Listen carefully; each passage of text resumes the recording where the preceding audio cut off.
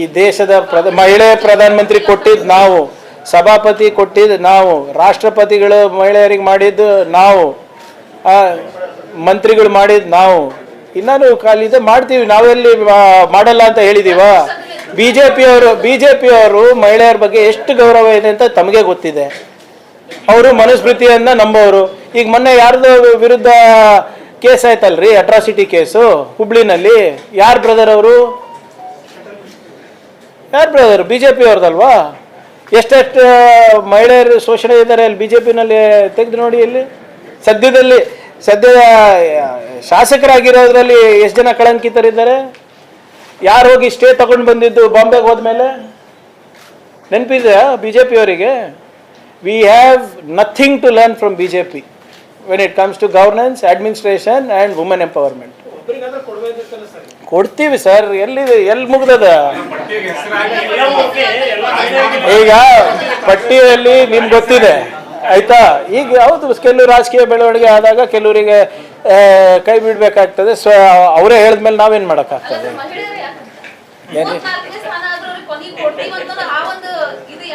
ಅವ್ರು ಬೇಡ ಅಂದ್ರಲ್ರಿ, ನಾವಲ್ಲ ಅಲ್ಲ.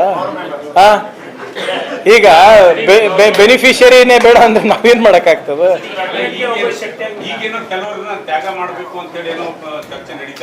ಕುಲಕರ್ಣಿ ಒಟ್ಟು ನಮ್ ಬಲಿಪುಷಿ ಮಾಡ್ಬೇಕಂತೀರ ಅಷ್ಟೇ ನೀವು, ಇಲ್ಲ ಅಂದ್ರೆ ನಮಗೂ ಗೊತ್ತಾಗೋದಿಲ್ಲ. ಬಟ್ ನಾವು ಏನ್ ಮಾಡ್ಬೋದು ಅಂದ್ರೆ, ಒಂದ್ ನಿಮಿಷ ಒಂದೊಂದಾಗಿ ಸರ್. ನಾನು ಡಿ ಸಿ ಅವರೇ, ನಿಮ್ಮ ಎ ಡಿ ಅವರಿಗೆ ಮಾತಾಡಿ, ಸರಿ ನಿಮ್ಮ ಸಮದ್ದು ಮತ್ತು ಇವ್ರಿಗೆ ಮಾತಾಡಿ, ಇಂಥ ರೈತರು ಯಾವ್ದಿದ್ದಾರೆ ಅದು ಡೇಟಾಬೇಸಲ್ಲಿ ಸಿಗ್ಬೋದು, ಅದು ನೋಡಿ, ಅದು ಚೆಕ್ ಮಾಡಿ ಇವರೇ. ಒಂದು ಲಿಸ್ಟ್ ಮಾಡ್ಕೊಳ್ಳಿ ತಾಲೂಕುವಾರು. ಯಾರಿಗೆ ಅವಧಾನಿ ಅವ್ರು ಹೇಳ್ದಂಗೆ ಹಿಂದೆ ಸಿಕ್ಕಿದೆ, ನಾವು ದೇ ಆರ್ ನಾಟ್ ಎಲಿಜಿಬಲ್ ಅಂತ ತೋರಿಸ್ತಾ ಇದೆ. That is not, should not be the condition ಅಲ್ಲ. ಅದು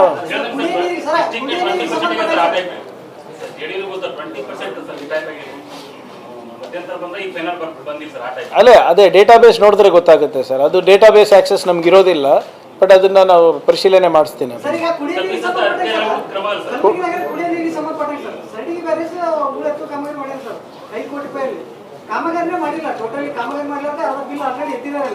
ಬಿಲ್ ಎತ್ತಿಲ್ಲ ಇವ್ರು, ಹೆಂಗೆ ಎತ್ತಾರೆ? ಹೂಳು ಎತ್ತಿದ್ದಾರೆ, ಬಿಲ್ ಎತ್ತಿಲ್ಲ. ಇನ್ನ ನಡೀತಾ ಇದೆ ಇವ್ರೆ. ಮತ್ತೆ ಟರ್ಸರಿ ಟ್ರೀಟ್ಮೆಂಟ್. ಅರೆ ಸರ್, ಈಗ ನನಗೂ ಏನಾದ್ರು ಗೊತ್ತಿರ್ತಾವಲ್ಲ. ಈಗ ಅದೆಲ್ಲ ಮಾಡ್ತೀವಿ. ಈಗ ಅದಕ್ಕೆ ಮತ್ತೆ ಟರ್ಷರಿ ಟ್ರೀಟ್ಮೆಂಟಿಗೂ ಕೂಡ ನಾವು ದುಡ್ಡನ್ನು ಒದಗಿಸ್ಕೊಟ್ಟಿದ್ದೇವೆ ಸಪ್ರೇಟಾಗಿ 4 ಕೋಟಿ ರೂಪಾಯಿ. ಈಗ ಅಲ್ಲಂ ಪ್ರಭು ಅವರು, ನಾವು ಬೇಕಾದರೆ ಈ 27ನೇ ತಾರೀಕು ಆದಮೇಲೆ ನಾವೇ ವಿಸಿಟ್ ಮಾಡಿ ಬರ್ತೀವಿ. ಅದು ನೀವು ಬನ್ನಿ ನಮ್ಮ ಜೊತೆ. ಅವಾಗ ನೀವು ಏನೇನು ಹೇಳ್ತೀರಾ ಅದು ನೋಡೋಣ. We will check it, don't worry. ನಾವೇ ಹೋಗಿ ಬರೋಣ ಅಂತ ಸುಮ್ಮನೆ ಕೂತ್ಕೊಂಡು ಹೇಳೋದು. ಬರ ಘೋಷಣೆ ಮಾಡಿ ಮಾಡಿಸ್ರಿ. ಯಾರು ಬೇಡ ಅಂದಿದ್ದಾರೆ ನೀವು?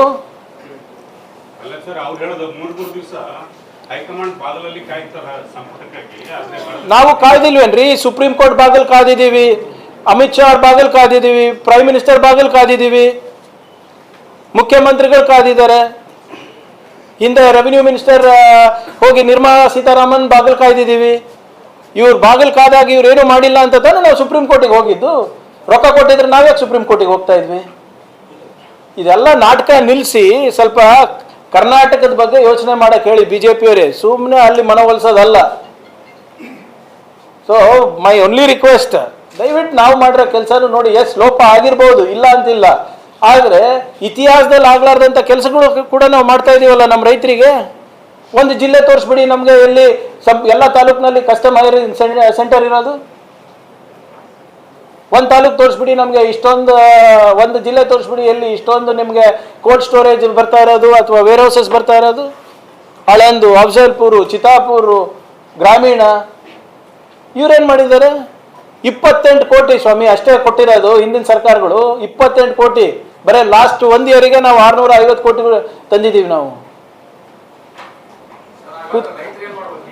ರೈತರ ಪರವಾಗಿ ಇದೀವಿ ನಾವು. ಈಗ ನೋಡಿ, ವಾಟ್ ಎವರ್ ಇಟ್ ಈಸ್, ಈಗ ನಾವು ಹೇಳಿದಾಗೆ ಗ್ರೌಂಡ್ ಟ್ರೂತಿಂಗ್ ಆಗತ್ತಂತ ನಾವೇನು ಹೇಳೋಕ್ಕಾಗಲ್ಲ ಸರ್. ಅದರಲ್ಲಿ ಏನು ಲೋಪಗಳಿದೆ ಅದನ್ನು ಸರಿಪಡಿಸ್ಬಿಟ್ಟು ನಾವು ಮಾಡುವ ಪ್ರಾಮಾಣಿಕ ಪ್ರಯತ್ನ ನಮ್ಮ ಜಿಲ್ಲಾ ಆಡಳಿತದಿದೆ, ನಂದಿದೆ, ನಾವು ಮಾಡ್ತೀವಿ ಅದನ್ನು.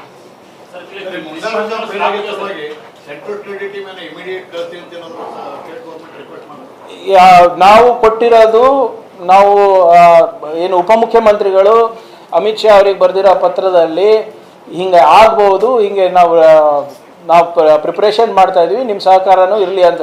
ಅಪ್ ಟು ಮಾನ್ಸೂನ್ ಮುಗಿಯೋ ತನಕ ಅವರು ಕೂಡ ಏನೂ ಮಾಡೋದಿಲ್ಲ ಸರ್. ಸೊ ಈಗ 75% ಮುಗ್ದಿದೆ. ಈಗ ಆಗಸ್ಟ್ ಆದಮೇಲೆ ಸೆಪ್ಟೆಂಬರ್ನಲ್ಲಿ ಏನು ಮಾಡ್ತಾರೆ ನೋಡಬೇಕು ಅವರು. ಅಲ್ಲ, we are preparing contingency for next June. We are preparing for the worst possible this thing. So ನಮ್ಮ ಅಲ್ಲಿ ಲೋಕಲ್ ಲೀಡರ್ಸು, ಲೋಕಲ್ ಇಂಜಿನಿಯರ್ಸು, MLAsಗಳ ಜೊತೆ ಚರ್ಚೆ ಮಾಡಿ ನಾಳೆ ಅವರು ಅರ್ಬನ್ KDPನೂ ಇಟ್ಟಿದ್ದಾರೆ.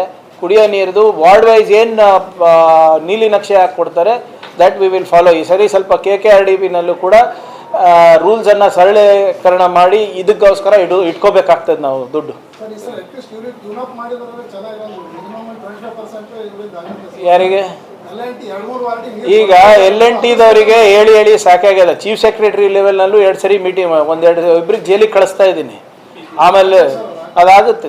ನೀವು ಈ ಸರಿ ಅದು ಮಾಡಿದ್ರೆ ಅರ್ಥ ಆಗುತ್ತೆ ಅನ್ಸುತ್ತೆ. ಬರೀ ಎಲ್ಲ ಕಾನೂನು ನಮಗೆ ಹೇಳ್ತಾರೆ ಉಲ್ಟಾ ಅವರು. ಸೊ ಅದಕ್ಕೆ ಅದೇನೇನು ಉಲ್ಲಂಘನೆ ಆಗಿದೆ ಅಂತ ಸ್ಟಡಿ ಮಾಡೋಕ್ಕೆ ಹೇಳಿದ್ದೀನಿ ನಮ್ಮ ಕಮಿಷನರ್ ಅವರು. ಎಲ್ಲಿದ್ದಾರೆ ರೀ ನೋಡಿ, ನಾನು ಹೇಳಿದೆ, ಎಲ್ಲ ನನಗೆ ಬೈತಾರೆ. ಅದೇನೇನು ಕ್ರಿಮಿನಲ್ ನೆಗ್ಲಿಜೆನ್ಸ್ ಆಗಿದೆ ಅದು ಕೇಸ್ ಮಾಡಿಬಿಟ್ಟು ಒಳಗೆ ಹಾಕ್ರಿ ಅವರಿಗೆ. ಆಟೋಮ್ಯಾಟಿಕ್ ಎಲ್ಲರೂ ಬರ್ತಾರೆ ಅವರು.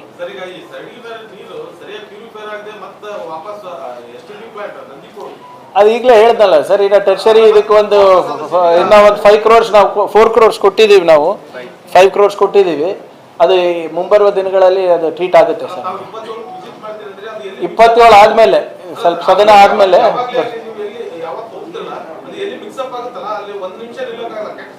ಬನ್ನಿ ಹೋಗೋಣ ಜೊತೆಗೆ ಅಂತ ಹೇಳಿನಲ್ಲ, ನೀವೇ ಕರ್ಕೊಂಡು ಹೋಗಿ. 27th ಆದಮೇಲೆ after the assembly will go and come. Thank you sir.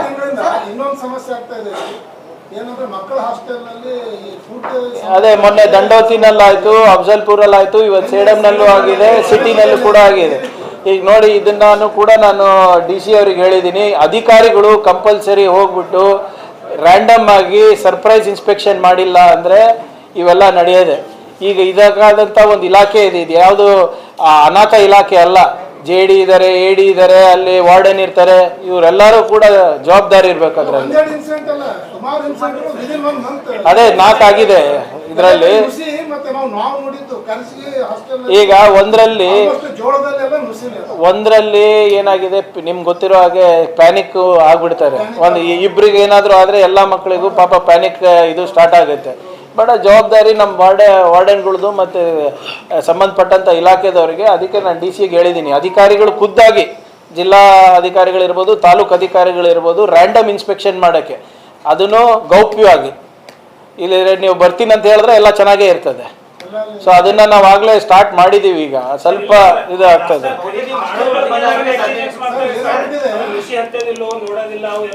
ಎಲ್ಲ ಅದು ಪ್ರಕ್ರಿಯೆಯನ್ನು ಅದನ್ನ ಪುನಃ ಪರಿಶೀಲನೆ ಮಾಡಿಸ್ತೀವಿ. ಅದು ಸುಮ್ಮನೆ ಅಲ್ಲಿ ಅವನು ವಾರ್ಡನ್ ಸಸ್ಪೆಂಡ್ ಮಾಡೋದು, ಇನ್ನೊಬ್ರು ಯಾರು ಆಫೀಸ್ ಬಾಯ್ ಸಸ್ಪೆಂಡ್ ಆ ರೀತಿ ಆಗ್ತದೆ ಹೊರತು ಇಲ್ಲಿ ಫುಡ್ ಕಾಂಟ್ರಾಕ್ಟರ್ ಯಾರು ಸಪ್ಲೈ ಮಾಡೋದು ಇಲ್ಲ. ಅದನ್ನು ಕೂಡ ಪರಿಶೀಲನೆ ನಡೆಸಿದ್ದೀವಿ. ಅಲ್ಲಿಂದ ಇವರು ಆಹಾರನ ತಗೊಂಡಿದ್ದಾರೆ, ಏನು ಚೆಕ್ ಮಾಡಿದ್ದಾರೆ, we are at it that also. ಇನ್ನು ಒಬ್ರಿಗೆ ಆಗಲೇ ಫುಡ್ ಆ್ಯಂಡ್ ಸಿವಿಲ್ ಸಪ್ಲೈಸ್ವರೆಗೂ ನೋಟಿಫಿಕೇಶನ್ ಕೊಟ್ಟಿದ್ದೀವಿ, ಅಂದರೆ ಹೇಳಿದ್ದೀವಿ, ಹಿಂಗೆ ಮಾಹಿತಿ ನೀಡಿದ್ದೀವಿ, ಇಂಥವ್ರು ಕಳಪೆ ಮಾಡ್ತಾ ಇದ್ದಾರೆ ಅಂತ. ಅವ್ರು ಇಲ್ಲೂ ಮತ್ತು ಯಾದಗಿರಿನಲ್ಲಿ ಎಲ್ಲೋ ಮಾಡ್ತಾ ಇದ್ದಾರಂತೆ, ಅದನ್ನು ಹೇಳಿದ್ದೀವಿ.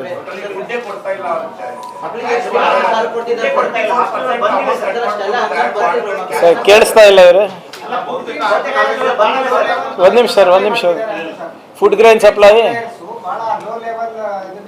ಇಲ್ಲ, ಅದನ್ನೇ ನಾನೇ ದೂರು ಕೊಟ್ಟಿದ್ದೀನಿ ಮುನಿಯಪ್ಪ ಸಾಹೇಬ್ರಿಗೆ, ಒಂದು ಹೆಸರು ಕೊಟ್ಟಿದ್ದೀನಿ ಅವರಿಗೆ. ಅದು ಆ್ಯಕ್ಷನ್ ಆಗುತ್ತೆ ಅಂತ ಹೇಳಿದ್ದಾರೆ ಅವರು. ಸ್ವಲ್ಪ ನೀವು ಹೇಳಿದ್ದ ನಾನು ಪುನಃ ಪರಿಶೀಲನೆ ಮಾಡಿಸ್ತೀನಿ ಅದನ್ನು.